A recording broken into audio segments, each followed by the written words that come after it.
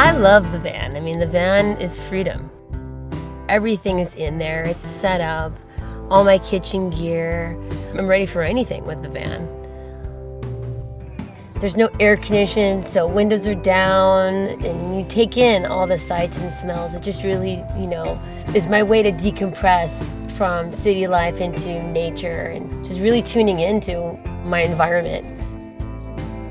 I love outdoor cooking. It's probably one of my very favorite things to do. Peeling back all the layers and simplifying recipes and getting back to basics. To slow down and to tune into your environment and to understand where your food comes from and honor it in a very basic level over a fire in nature with your friends. I mean, there's something really special and connected about that. It's all about making the memories.